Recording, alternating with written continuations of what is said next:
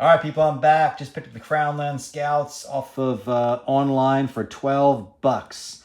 So I thought, you know what? Let's just share the love. Here they are, unboxing. Boom, there they are. So 4 sculpts. I'll get those in a second. Here is the card. This card is still the card that has not been errated yet, so it's still good. You've got 7-4 for attack dice on the ranks. You got 4s to hit. Kind of mediocre, not really good. 4 defensive saves and bad, 6 morale's average. Mark target's pretty good though. Always useful because you just pop out a vulnerable token on unit in line of sight and long range. Tactical reposition. This is really what you're playing it for because Baratheons, as for you veteran players out there know, they do struggle with a lot of their units for movement. This gives them a little bit more of a boost for movement on the field, which they kind of need. And of course, being a cavalry unit, you got the free maneuver before you actually take your actions. So, movement of 5, by the way. I don't know, man. It's okay, I guess. We'll talk about that in a second. We'll share the sculpture real quick, which probably let's see. Let's take a look at these guys. All right, here we go. Here's the first dude. So they're pretty cool. Now these guys are really not super heavy cavalry, although they've got a lot of armor on them. I see plate and I see chainmail underneath. So I guess that's why they only get the 5 movement, not the 6 other light cavalry get in the game. Let's take a look at this dude over here. So, all right. So basically, they're nice. They're not great. They're cool.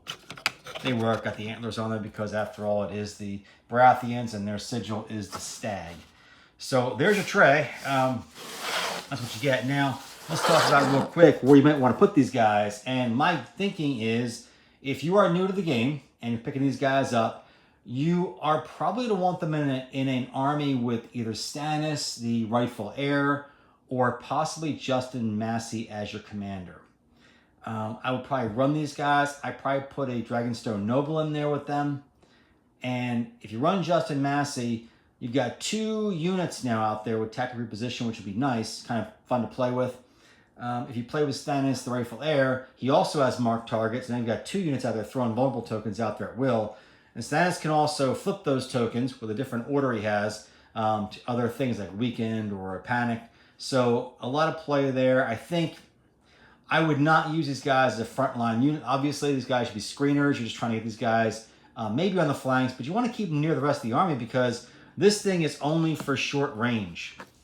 And you can't have these guys too far out on their own doing their own thing. So they're kind of a support piece. Granted, 6 points for a support piece is a little pricey, but that's kind of what they do. I probably would line these guys up behind the wardens, or I probably put these guys more in the middle of the field and have them throw that marked target where they could, repositioning other units. And as, of course, the battlefield goes on and attrition happens and things start to die off and the field opens up, then you can kind of skirt around and see what happens. You could put Stannis. Some of you are probably thinking, why don't you put Stannis, the King of the Wall version, his cavalry commander option? You could, because the 5 movement definitely would be better than the Champion of the Stags for him being in. But I'm going to say no because I think he's just better off at a movement, 6 movement. And the Zorse Riders, to me, are probably a better place to put Stannis. I usually run him when I run that version of him, so... but up to you. Do what you want. Anyways, there you go. There's your Crownland Scouts. Nice unit. I like them. And nice addition for your Baratheon army. But I definitely wouldn't start with these guys. The only reason I picked these guys up was because they were on sale for 12 bucks. And for 12 bucks, I can't pass this up. Even though I really don't plan for them right now in my Baratheon army. But for 12 bucks, I'll find a plan for them. All right, guys. That's it. See ya. Bye.